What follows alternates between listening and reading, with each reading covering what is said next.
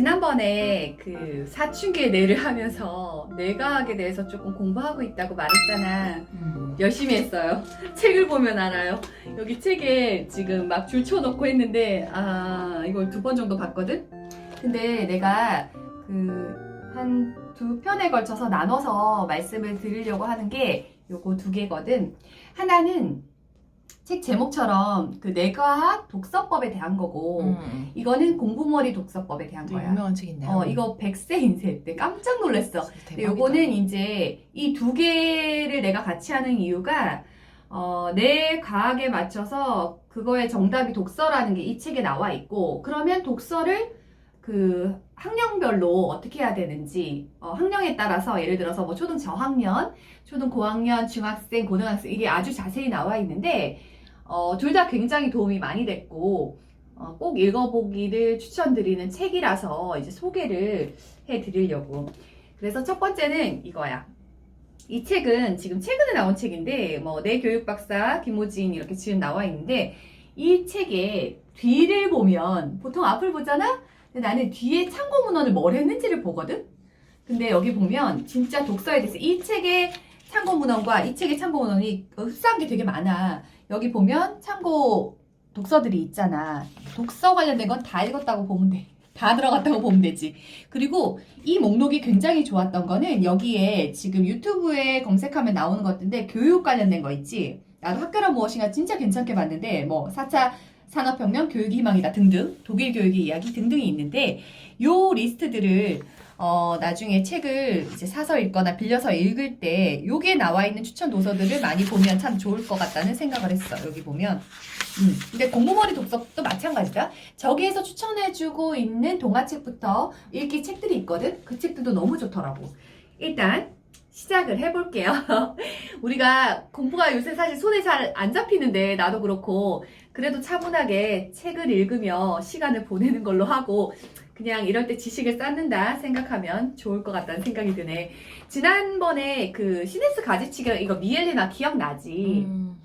이 내용이 여기 뇌과학에 자세히 나오거든? 근데 여기에 보면 첫 번째 대전제는 뭐냐면 이거였어. 뇌의 결정적인 시기가 있다라는 거지. 그게 언제냐면 태어나서 10년, 12년이 될 때까지야. 그럼 언제야? 초등학교 때야. 그러네. 딱 초등학교. 그게 뇌 발달의 결정적인 시기고, 이때는 뇌회로 연결망이 급속히 이루어지는 시기. 아까 말했던 시냅스가 굉장히 견고해진다거나 미엘리나가 많이 되는 이런 시기가 되는 거거든. 그리고 두 번째는 언어 습득의 결정적인 시기가 있어. 이거는 생후 8개월부터 6세 이전. 근데 언어 습득의 이 결정적인 시기는 문자 교육을 사실 선진국 같은 경우는 안 하는 걸로 되어 있는 이유가 있어. 대화나 책을 읽어주고 아니면 인성에 대한 부분 아니면 동기부여 요럴 때 요런 부분에 대해서 힘쓰는 게 가장 바람직하다고 뇌 발달에 맞춰서 되어 있는데, 뇌를 자극하는 가장 좋은 방법이 뭐냐면 부모의 사랑이나 스킨십 그리고 책 읽어주기다. 이때 사실 핀란드 같은 경우에 법적으로 금지하고 있거든. 학교 입학 전에 문자 교육을 해오면 안 됩니다라고 굉장히 강력하게 규제를 하고 있거든. 핀란드 알겠지만 세계 최고의 교육 환경을 가지고 있는 곳이잖아. 그래서 또 하나는 10대 유연해지는데 경이로운 시기라는 거야. 이때는 학업, 예술, 인간관계에서 가장 큰 성과를 거두거나 아니면 완전히 반대로 스트레스를 엄청 받아서 완전히 안 좋은 쪽으로 가는 시기인 거야. 그래서 이제 3가지야. 뇌의 결정적인 시기는 아까 말한 것처럼 태어나서 한 12년째 되는 초등학교. 그리고 두 번째는 아까 그 언어 습득을 할 수 있는 영유아기지. 그때까지 유치원 한 7세 고전까지고 6세. 그리고 10대가 이런 경이로운 시기구나. 그래서 어떤 걸 해야 될까라는 생각을 하면 될 것 같아. 그러면 그 핀란드 얘기가 나와서 그런데 나라별로 독서법을 한번 이 책에서 소개하고 있거든. 그걸 간략하게 얘기를 해볼게. 첫 번째, 핀란드가 사실 인구가 한 500만 명 정도밖에 안 돼. 근데 교육으로는 세계 뭐 최고 수준이지. 그래서 세계에서 벤치마킹을 할 때 거의 핀란드를 가서 벤치마킹을 많이 한다는 거야. 핀란드의 교육. 핀란드가 놀라웠던 게 우리가 너무 우등생 강조하잖아. 근데 열등생 말하자면 지지나 부진화를 위해서 굉장히 큰 예산을 써. 한 1000명에게 90억을 쓰든가. 그래서 이 친구들은 개인 목표를 가지고 자기가 내가 부진하다라면서 학업을 포기하는 게 아니라 계속 학교에서 끌고 가.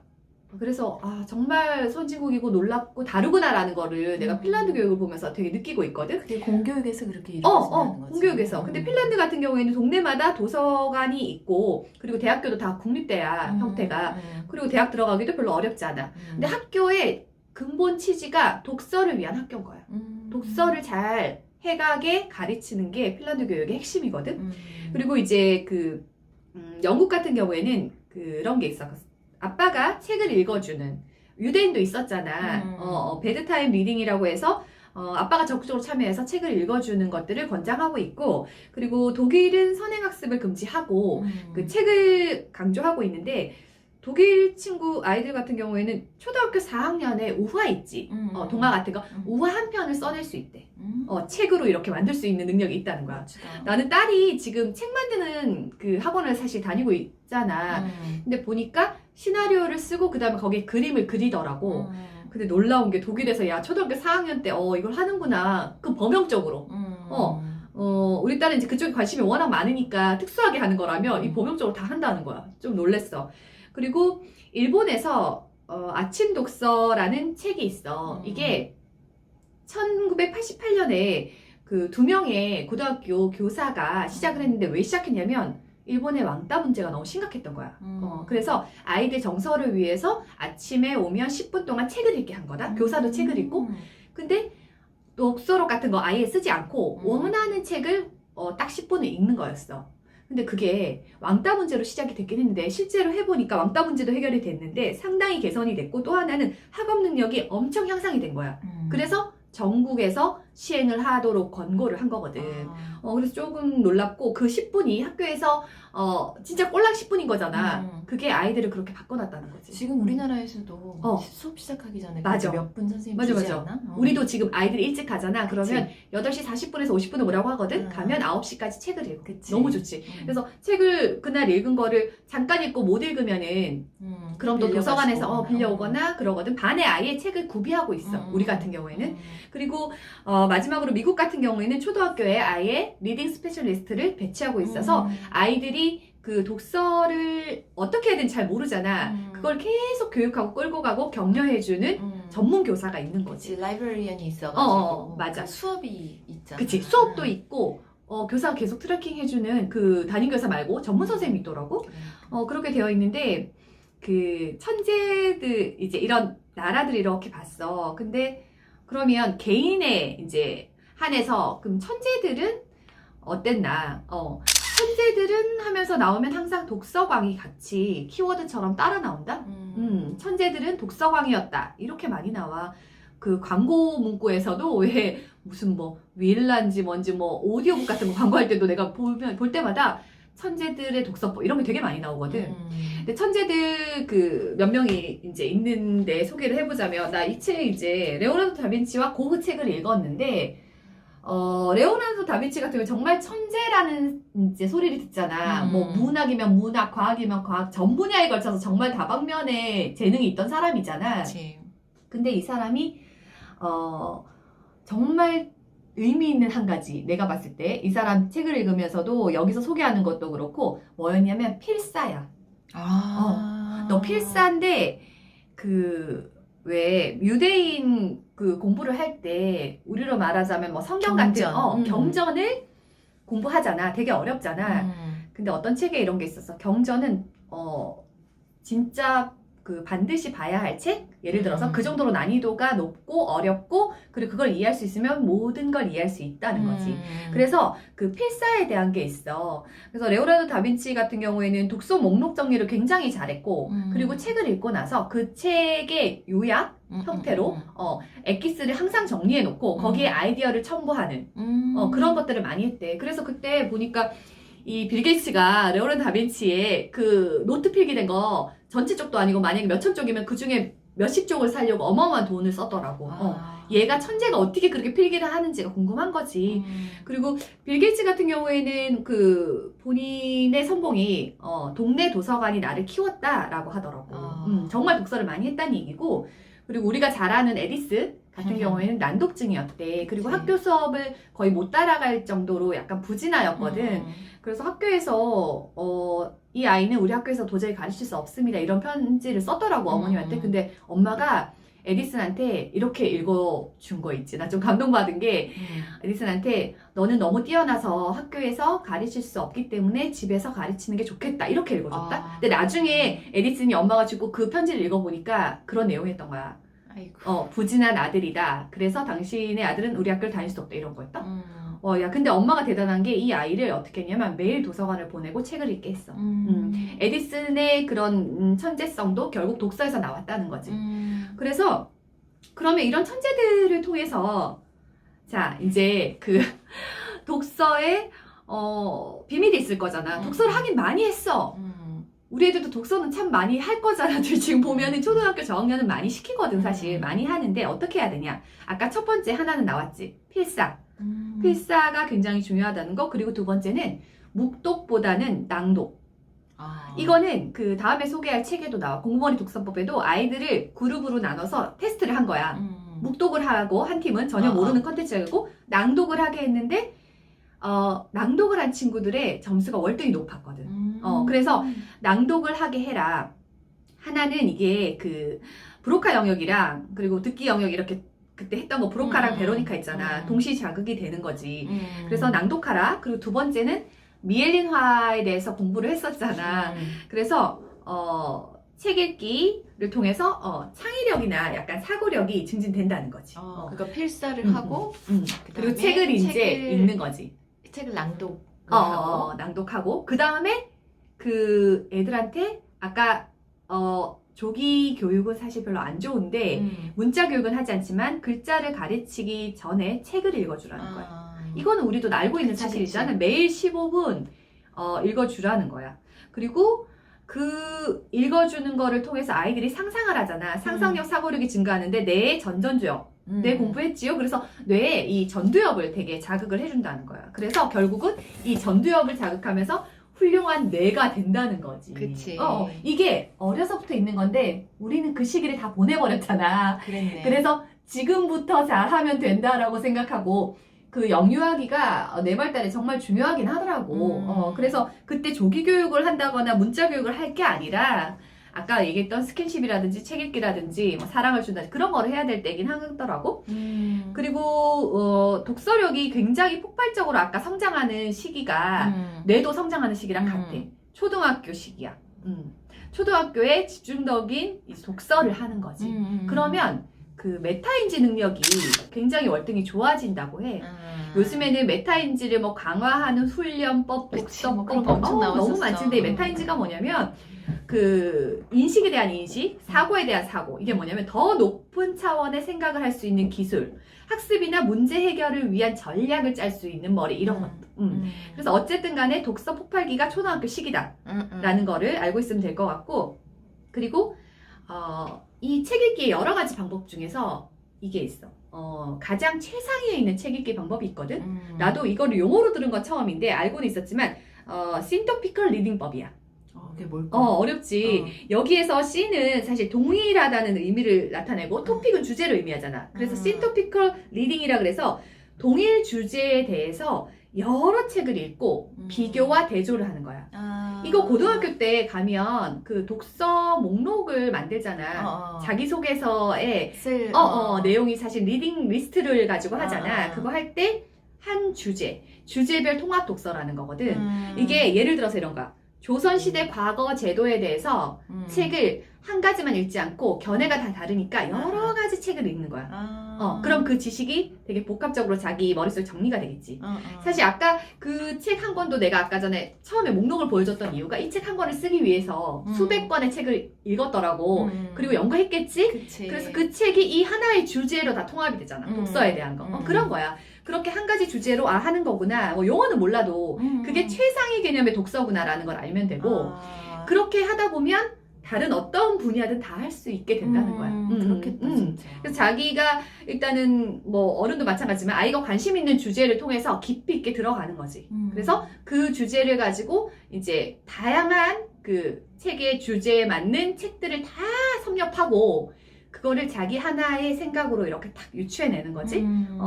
그리고 이제 나는 그런 생각이 들었던 게, 그래, 그러면, 아이 뇌에 최고 발달하는 시기, 독서를 정말 집중적으로 해야 되는 시기, 그런 것들이 다 초등학교에 사실 많이 몰려 있잖아. 그러면, 초등학교 지났어. 지금 중학생 키우는 너 있잖아. 어쩔 거야. 근데, 여기 희망이 있어. 내가 100세까지 성장한다야. 지난번에 그 얘기했잖아. 그래서 내가 요즘에 뇌를 너무 많이 색깔 써. 좋아하시겠다고. 근데 부모도 그래서 평생학습을 해야 된다는 거고 아이 역시 평생학습이어야 한다는 건데 이거다. 100세까지 성장하면서 그 시냅스 얘기했잖아. 새로운 시냅스가 계속 생성은 되는 거야. 그 활발한 정도는 사실은 10대 많이 이제 일어나지만 태어나서부터 10대까지가 많지만 그 이후에도 시냅스는 생성되고 연결되고 경고해 줄 수 있다는 거지. 그래서 100세까지 그 뇌를 좀 성장시키려면 뭘 해야 되는지가 나와 있거든. 5가지인데 1번 새로운 일에 도전하라. 2번째 독서하라. 3번째 잘 먹고 잘 자라. 이것도 굉장히 중요하잖아 사실. 근데 여기 소개한 거는 아침 식사를 잘하라는 거, 과일, 채소, 그다음 잡곡, 견과류를 먹으라는 거, 그런 내용이 있었고, 그리고 4번째는 운동하라. 왜냐면 운동을 하면 내가 효율적으로 변한대. 그치. 운동을 통해서 측두엽, 전두엽, 후두엽 연결이 견고해진대. 여기 있는 것들. 대뇌잖아. 건강해지는 게 아니라 뇌를 대뇌가. 개발시키는 거구나. 그치. 뇌에 자극을 주는 거야. 그리고 마지막은 명상하라. 왜 요가 하던가 아침 일어나서 명상하라 이런 얘기 하잖아. 근데 이런 얘기 있어. 아침 일어나잖아. 뇌를 이렇게 흔들래. 이렇게 깨우는 거야. 그럼 시간을 갖는 거지. 그럼 진짜 뇌가 깬다고 하더라고. 그래서 뭐 그런 얘기가 있어서 우스개로 봤는데 어쨌든 뇌는 100세까지 성장한다는 거. 기억하면서 우리도 내 뇌도 나이가 든다고 멈춰지거나 나빠지거나 그런 게 아니라 계속 성장할 수 있구나. 몸은 사실은 체력도 안 되고 조금 이제 안 좋아지는데 뇌는 그렇지 않다는 거야. 유일한 기관인 뇌만은 계속 발전할 수 있다는 거지. 그거 조금 놀랍기는 했어. 그래서 이런 것들이 이 책의 주요한 내용으로 다뤄졌던 거고 이 책에서 알려준 그 방법 중에 아까 초등학교가 핵심이라고 하다 보니 그럼 초등학교에 책을 어떻게 해줘야 되나 이 소개가 있거든. 근데 이게 지금 이 책의 맥락이랑 이어져. 나는 그렇게 연결이 된다고 생각했던 게 여기서 아주 구체적으로 학년별로 어떻게 되는지 알려준다 그랬잖아. 지금 이 책에서 알려준 내용은 사실 그거다. 초 1, 2는 동화책. 그래서 부모가 책을 읽어주고 이야기를 나누라는 거고 초 3, 4는 이 시기를 굉장히 잘 접해야만 책에서 가까워지거나 아주 멀어질 수 있는 시기, 중요한 시기. 그다음 초 5, 6은 고전의 인문 고전 같은 거, 고전사의 독서를 하면 이제 숙련가가 되는 거야. 그래서 초등학교 때 우리는 막 중학교나 고등학교에 돼야 독서 숙련가가 되는 게 아닌가 했는데 그게 아니라 초등학교 한 6학년에도 만들 수 있다는 거. 그리고 이 많은 내용들을 사실은 그 책을 통해서 조금 찬찬히 읽어보면 되게 좋겠다라는 생각에서 소개를 해봤는데 그 정리를 하자면 이렇게 키워드를 정리해볼게. 첫 번째 책 읽어주기, 두 번째는 독서하기, 그리고 아까 필사, 그리고 낭독, 마지막에 신토피컬 리딩. 아까 주제별 리딩인 거지. 주제 하나를 해서 어렵지 조금. 요즘에 이슈는 되고 있어. 그래서 이런 키워드를 가지고 내가 이 독서가 단순하게 그냥 필요하다. 너 책 많이 읽어 했을 때 아이가 납득이 안 되잖아. 이건 정말 이론적 근거가 충분히 있는 내용이잖아. 내 과학에 맞춰서 독서를 해야 된다는 거지. 나 이 책 읽고 아이한테 얘기해줬어. 뇌도 네가 몸을 운동하듯이 운동해야 되는데 그 운동을 가장 즐겁게 열심히 할 수 있는 게 뇌는 독서라고. 너가 맛있게 먹고 음식을 막 이렇게 하면 몸이 튼튼해지잖아. 키가 크잖아. 그래서 내가 잘하려면 독서를 해야 내가 잘한대. 신기하지 하면 설명을 한번 해줬거든. 그런 거를 아이한테 얘기해주면서 독서가 얼마나 위대한 힘을 발휘하는지 엄마도 좀 이렇게 이해를 하고 얘기를 해주면 좋을 것 같아서 소개를 해봤네. 좋은 정보여서 다 독서가 중요하다는 건 누구도 다 알 텐데. 그치, 알지. 좀 실제로 이렇게 진짜 뇌랑 연결이 되고 우리 아이들이 지금 잘하는데 뇌도 같이 자라야 되는 성장한다는 건데 거.